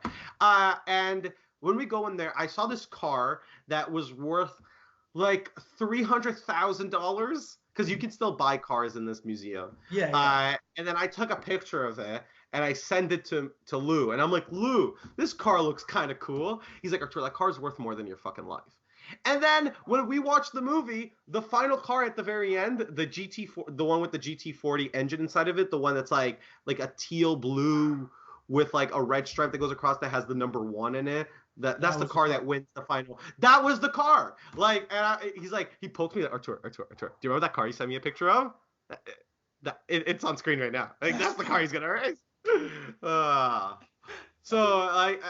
It to me it was just a great movie, and like I don't know what else to say about it. Like it got me in the feelings as well. Like I don't want to spoil the movie for anybody, but if you know history, you know history. I'm not gonna say it, but the end of the movie gets to you, and the fact that they have such a talented actor kind of guide you through, that last epilogue part.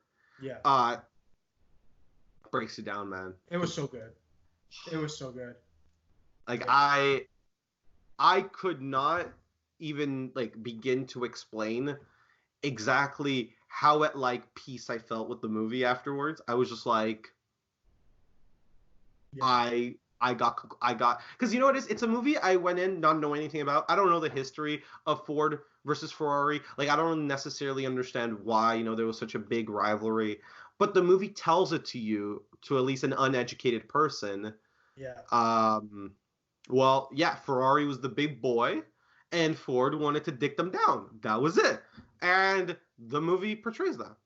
Yeah. And I was very happy about it. Yeah, and they do it in such a clear way. You're right. It's just, it's really good. It's a really good movie. I can't remember the name of the director right now, but whoever the director was. The director is James Mangold. Yeah, like fantastic vision, fantastic direction. Yeah. All around. And probably not gonna lie, the cinematography in that, especially of the races, kind of steals the show. Yeah. Yeah. It was all really good, and even like the little like humorous bits and everyone's quirks and personality. Yeah. It was good. Like the scene there, so there's a part of the movie when they're looking at a Mustang, and it's kind of like the first Mustang that's being released, and Christian Bale's character comes up and he's like, yeah, that car's a pile of shit. I died. And there's a little line where he's like, I'd rather drive this other car, this kind of Chevy whatever, and that's the car my other friend drove that we drove to the movie theater to watch it. So like I don't know how the movie did it, but it's so relatable. Also, like they turned a movie that is based in the mid 1960s, and it somehow made it relatable to like people today in 2019. Yeah, characters are timeless though. I think that's why the Disney movies still hold up. All the original animations, they still hold up. Why classic films that aren't like too boring by today's standards, why they still hold up. If characterization's there, I'll always watch a movie. Yeah, it's just we like characters because they're interesting. Well, it doesn't matter what time period or where they're from, because they're always human. They have those qualities that everyone has.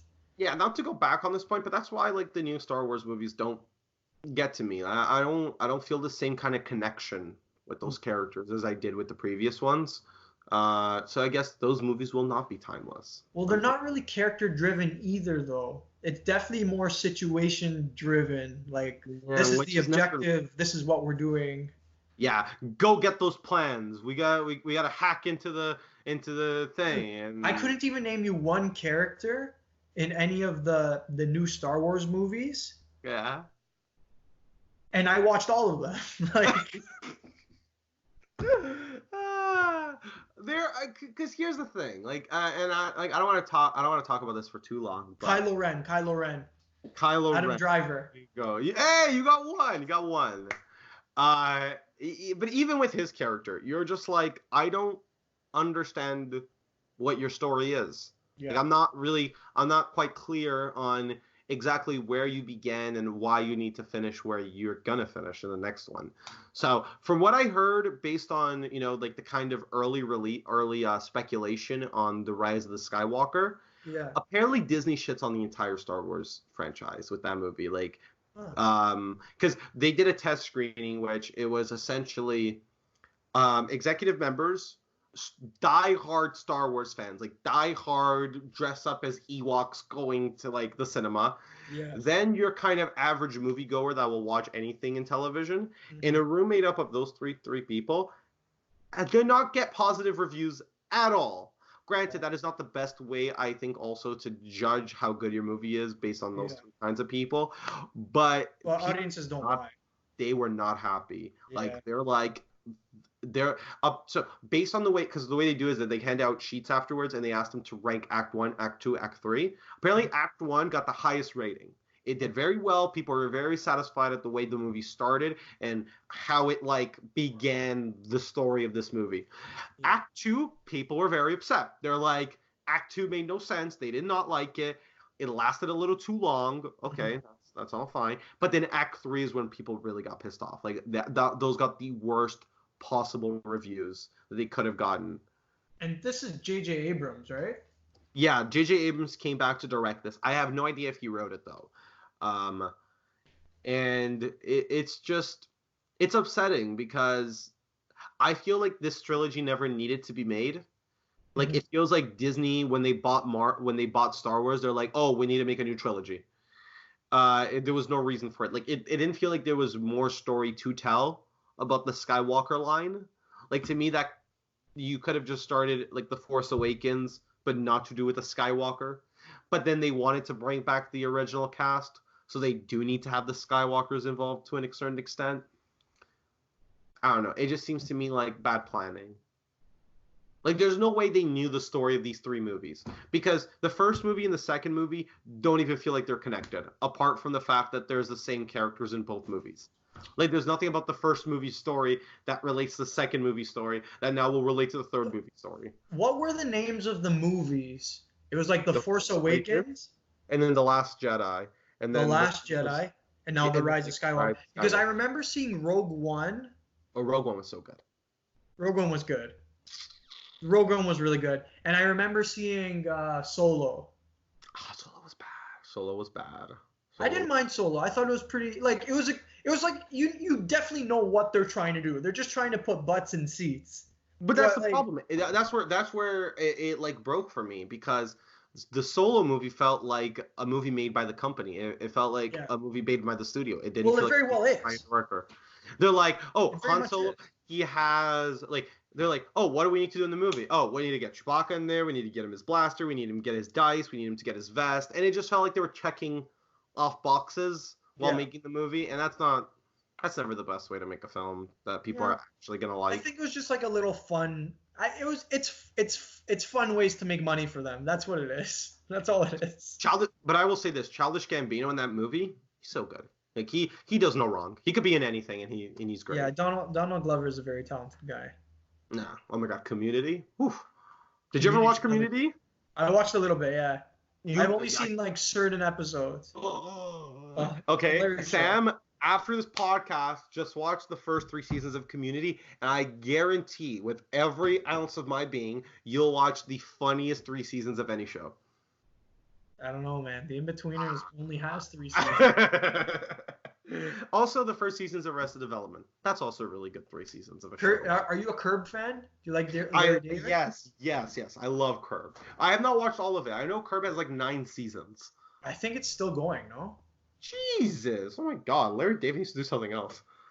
No, he really doesn't. that guy has Seinfeld money coming out of his ears. Yep. And 2, he has like one of the most successful, or at least followed, sitcoms right now as the actor. Like actor, writer, producer. See, like, I know we're not like, I don't want to get into that kind of stuff, but because of like cancel culture and everything that happened with Louis C.K., I used to really like his show Louis. You like Louis? I love Louis. I never got Louis C.K.'s humor until I started like watching more comedy and getting more into it. And I kind of get why a lot of comedians say he was like the master for a long time. Because he's a comedian's comedian. Yeah, that's why. You very much have to be in the know to know. Yeah, because he will make fun of topics of other things that comedians have talked about, but then he'll do it to like that extra little level where he definitely went hard in the paint with some jokes. Like, yeah, like and there's like here's the thing, like taking the entire context of everything that's happened to him since everything. If you watch some of his earlier stuff and like you're just like, maybe you shouldn't have joked about that. Pretty much every joke he's ever made, if it was in this podcast, I would cut it out in the editing suite. But like, see, that's the thing. Like, to me, comedy's comedy. Humor's humor. So like if I watch like a Louis C.K. like stand up nowadays, I still probably laugh at the jokes, even though I don't agree with a lot of the stuff that he did. Sure. But I still find it hilarious. Like you can't help it. Yeah. So I used to watch George Carlin. Sorry to interrupt. I used to watch George Carlin. And it used to kind of upset me. I'd be like, look, why is this guy saying this stuff? It's not even that funny. But like I kind of get it. Yeah, like George Carlin was like one of the pioneers in like turning comedy into like not only satire, but he talked about real issues. Yeah. And he just put comedy inside of it. Like I remember there was a stand-up act where he's talking about the educational system, and he speaks truth. He speaks exactly what's going on in the world, but he's able to, give in that little bit of comedy that just. He's also that crotchety old man that. Yeah. Like get off my lawn kind of guy. Yeah. And I love that. I know we're talking about stand-up now, so now I'm just thinking about stand-up actors that What's your favorite stand-up special? Oh, who's your guy? My favorite special, it's not my favorite comedian, but my favorite special was Bo Burnham's What? That got released a couple of years back, because it wasn't just a stand-up act. It was like music, poetry, I forgot what you call it. But like, did you ever watch Rowan Atkinson's stand-up act back in the 90s? No, I should have though, because Mr. Bean. It is one of the funniest stand-up acts, because it's a one-man show. It's not a stand-up act. It's a one-man show, really. Okay. And it is one of the funniest I think I've ever seen. And he has this last little bit at the very end where he's like sitting on a chair and the music plays a drum beat and he just air drums it. But the thing is, he's so good at physical acting that he nails every beat of it. So it's like doom, and he's like dum, and he just keeps going, and it gets funnier because he's being so good at it. Mm-hmm. So then Bo Burnham did a kind of something like that in his special where it's kind of like he pointed to the right, and then he pointed to the right, and then a sound bit came on. Pointed to the left, another sound bit came on. He pointed up, another sound bit came on. And then he made a song by doing this. And the thing is, the song perfectly matches, which means that the amount of practice that it took him to get that down, because if you ever have time, just it's on Netflix. Yeah, for sure. Or I think it's also on YouTube, as far as I know. I think he uploaded to his own YouTube channel because he was so like proud of it. Just skip towards the very end and watch the last 10 minutes of it, and you'll just be like amazed at the amount of preparation that is required for something like that. It's not just like writing funny jokes and now reciting funny jokes. It's kind of like rigorous practice that if you fuck up, the joke's gone, because that's the entire joke, those 10 minutes. I don't know. That's my favorite stand-up. Dude, going off on like comedians. Oh yeah. They don't make movies, specifically comedy movies, like they did in like the late like 80s, like to early 2000s, like to 20, like I want to say like from 19 like 80, maybe like 5, 6, depending on what I'm thinking about, to like 2010, 2012 maybe ish. Comedy movies were not the same since. Like they've just been bad. Like you don't have like the Tom Candy or John Candies. You don't have like you don't have like the Bill Murrays or the like even later like Seth Rogen and Why can't I think of his name? Will Ferrell's. Like, you don't have that anymore. Like, we have them, but they're not making as good movies anymore. I don't know. Like, I see what you mean. Like, because Like those huge, like, crazy ensemble casts where they just take you through these scenarios. Like Steve Martin in Planes, Trains, and Automobiles. They don't make movies like that anymore. No. I can't remember the last comedy I went to go watch in theaters. Me neither. Because I just don't think they've been making that good of comedies. Like the last comedy I remember watching in theaters was This Is the End with Seth Jason Rogen and the boys. Yes, yeah. Oh my God. Yeah, Jay Baruchel. Yeah. Danny McBride. Yeah. Jonah Hill. Not Justin Long. I was gonna say Justin Long. But like that was like the last movie I watched in theaters that like was a comedy. Other than that, I don't find myself like gravitating towards I don't gravitate towards comedy movies as much, and it could be exactly the reason you said. Like they're just not that good. Like they used to. They could. You know what I think it is too? I think before they could take more risks in the sort of jokes that we're saying. Because you know how we were talking about Louis C.K., where like he was the comedian's comedian? He could say anything because us like lay people, we aren't hearing what he's saying. But comedians who hear it, they get it and they lose their mind because it's good for comedy. It is like good comedy. And I think that used to be like be the same way with movies where they could take these risks and people could legitimately go in movies, see these risks being taken, realize that, it's a movie, it's a joke, everyone should just lighten up, laugh about it, and then go about their day. Now it's like people get offended for anything, even if it's just a joke in a joke setting, in like an environment where jokes are told. I remember I was having this discussion at university. I was talking to somebody about like why comedians can get away with saying things that other people can't. And it comes down to essentially like two things: context and environment. So if the environment that they're in warrants joke telling, it's probably all right to say. If the context behind the joke is something that is necessary to understand the content of the joke, then that's also kind of like tunes it out.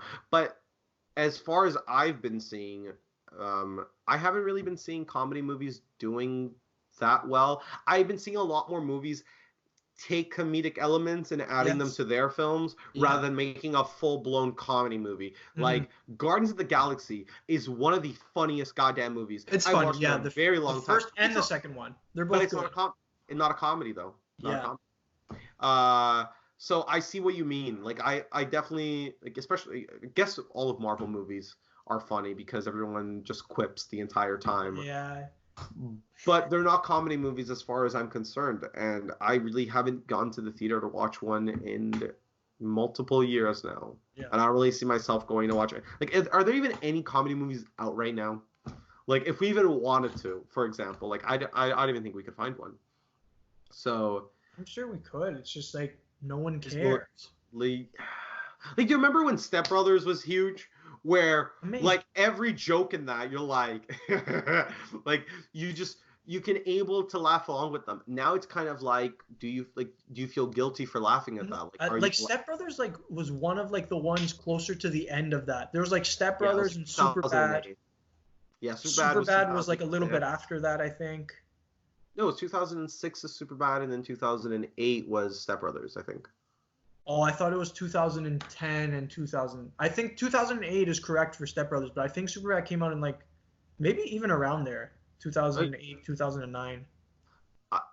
I see like Superbad as one of the best comedies of our time. It's a modern classic in my opinion. Yeah, like those were like some of the ends, but I'm talking about comedies like Semi-Pro, like Anchorman, like Will Ferrell and his gang.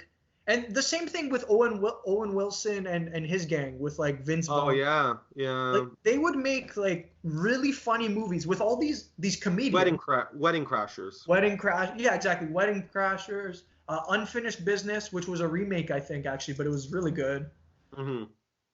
Like there were these crazy movies where they would have these big scenarios and these characters. They just don't do it like that anymore. I don't know if this is indicative of this, but like, do you remember? I think in 2012, 2013, Bad Grandpa came out, and no, Dirty Grandpa. Dirty Grandpa, and then a couple years before that, That's My Boy. And I think those movies kind of probably killed the kind of comedy side because they do that in those two movies. That's They true. do give you those kind of like scenes that are constantly getting bigger and funnier and funnier and funnier, but then like the movies just isn't good. So I don't know if that kind of alerted studios to being like, hey guys, we're gonna stop making some of these movies They're for a not while. commercially viable. Exactly. Like I don't think Yeah. I don't think people are flocking to the theaters to go watch comedies anymore. Yeah. I think comedy is more it's being pushed more to television, like streaming services, as we were talking about before, because Best there are shows. really there's really good comedic shows. Like Yeah. Rick and Morty is one of the funniest goddamn shows of all time, and it's fresh and new. It's season 4 just coming out Doesn't a it couple have days like ago. 100 episodes like already scheduled in the works? Yeah, like they were talking about, they're like, oh, we have 100 more episodes that we could do, and I'm like, okay, before you get there, let's just finish season 4. Let's make sure it's good, and then we can move on. Like I said before, The Good Place has really good humor. I'm trying to think of right now. I'm blanking a little bit, but I know that there's way more comedy on television than there is right now in things. Especially, Always Sunny in Philadelphia. That's still going, and that is still the funniest goddamn show of all time, and no one at me for that. So. Yeah, but actually add him.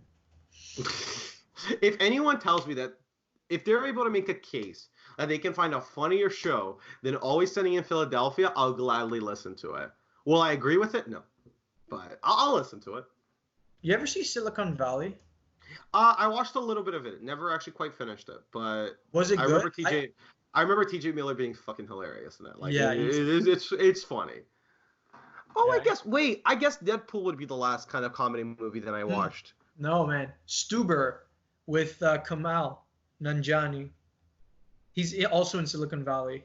Yeah, he is, but I didn't watch that one. Stuber, yeah, because no one heard of it. Oh, and at TIFF, really? Was there any comedy movies at TIFF? I didn't watch any. Yeah, but film festivals are iffy. There's never really like huge like comedy. Like Jojo Rabbit technically was a comedy, but it's more of like a political satire. Okay, well, I guess that can be considered. Okay, then what? I will watch Jojo Rabbit, and then that will be the next comedy movie I guess watch. It's good, but it's only funny because they're making fun of like such a ridiculous time in the world. Yeah, because isn't the movie's about a Hitler Youth, right? Yeah, it's about World War II and like how crazy it was, and like it's funny, but like you kind of feel bad for laughing because like it's not funny. You know what I mean? Well, yeah, but I think that's where the movie. Like, I always think that movies, no matter what, should elicit a feeling. If it's a feeling of like, if you're uncomfortable, the movie gave you the feeling of feeling uncomfortable, and that is itself is to me an achievement. That's why the Joker in that little scene of like when he's trying to read out his jokes and he's not getting them out, and it's like very awkward, and you kind of laugh but not laugh. You feel cringy, like. The movie wanted you to feel uncomfortable, and you did, and that is an accomplishment now. And to me, that's what makes a good movie a good movie. So if Jojo Rabbit is able to do that a little bit to me, I'll be like, oh damn, that's pretty fucking good. I don't usually cringe that much. Yeah, so no, it's able to get cringy that's pretty good. It's definitely more funnier than it is like cringe, but like I think it's more of like a thinker than like a straight up comedy. Mm-hmm. Because it's funny, it makes you think, and so I don't think it's like directly a comedy. Mm. Then I guess we really I remember there was a movie with Jason Statham and is it Spy? I Spy? No. Oh, Spy. With I think it's just Rebel Wilson. Yeah, I think no, so. Melissa McCarthy. Melissa McCarthy. Yeah, and I remember that getting really good reviews. That was hilarious. Like that. That's a good movie. Whenever it's on TV, I try to watch that one. That's hilarious. Really? It's that good of a movie? Then maybe I should check it out. It's funny, man. It's a funny movie. Like Jumanji wasn't that funny. Yeah. I'm just trying to think of like a newer-esque films. You know what? Good Boys came out last year. Oh, good. Okay. I watched Good Boys in theater, so I guess that'd be the last one. Because Good Boys, it's like super bad, but if they were all in They sixth were grade kids. instead. You know what? They were saying that about the other one with the girls, Booksmart. I have not heard of it. Yeah, it was like a big thing. Like they said, like this is like the new super bad for girls. I watched it. For me anyway, my taste, it wasn't like that funny. Oh, so that's the thing. Like, Uh, I don't know what it is. Maybe it's just like they're not running out of jokes, but maybe they're just kind of like they're a little bit exhausted. They're a little bit spent right now in the comedy area. Maybe a couple of years of like rejuvenation, and then we'll get a really good we comedy. got to start it again. Oh yeah, me and you, we'll write the script. We'll write We're the funny script. guys. We could do that. Do it. Assemble the guys. Assemble the guys. Get Assemble Nick on the the team. phone. Call JJ. Call JJ, man. Yeah, I was talking to JJ last week about, and this didn't get put in the episode because it was in the second part that we recorded after my phone died. We were talking about how you guys were talking about how you wanted to make a movie originally, and how it was supposed to be like some sort of like spoof, like some sort of like how the Talkies started spoof. Yeah. Mockumentary. Yeah. Yep. That was a good idea that we had, and I'm glad it never got turned into a movie. Oh man, I would have loved to see you guys make it without me there, and then just to watch it after. Like we had, and here's the thing. Credit to the University of Toronto, but we could rent out like professional equipment. Yeah, Hard House. Yeah, and then produce a film like that. And I remember like making a list of like everything we needed, and in my head I'm like, I'm gonna make the best goddamn movie of all time. And then I started like conceptualizing the story, and I'm like, this just sounds dumb, man. Like, and maybe we shouldn't do this. It seemed a little off. Like, if you're gonna make a movie, I would say make like a serious one, not like making fun of what you guys have been working towards. See, that's the thing. Like Nick was like, "Oh man, it sounds so funny to make fun of ourselves." I'm like, Nick, no one even knows this yet. Like, what's funny about something that no one has an inside joke on? That's true. It's only funny to you guys. To us three. And like that's not gonna translate to everyone else. Yeah, that's true. So yeah, when he was talking to me about it, I kind of cringed. I was like, you know what? I'm kind of glad you didn't. There was another idea that me and Nick had. We had and this is more now towards the serious part of actually making a movie. We were actually thinking about making a movie based on like a kid that goes to university. That was the biggest premise we had, and we never figured out how to get through it. But that's the only one that I've actually kind of enjoyed, and I actually keep in the back of my head sometimes, because there's so much about like university and student life that goes unexplored. It's true. It's very shallow. Movies that depict like university life, they just picture like college parties, bro. Yeah, and that's not university. University is like you being consistently stressed out, having to deal with your mental health, balancing out your social life, trying to work at the same time, trying to get marks, and all of that, to me, would create a very compelling character that is going through all of this in a film. I just have no idea how to write dialogue. So, Artur, I'm good. Are we gonna make a movie? We can, if you want. I'm down. I'm always down. But someone's gotta write dialogue. We're gonna have to stop talking about it right now because no one can steal our idea. No one is stealing this. Trademark idea of Talkies Productions about a kid that goes to a university. It's pretty big. But you never know, man. You just like, I remember once, and this is not at all saying they copied me. It's just like funny coincidences.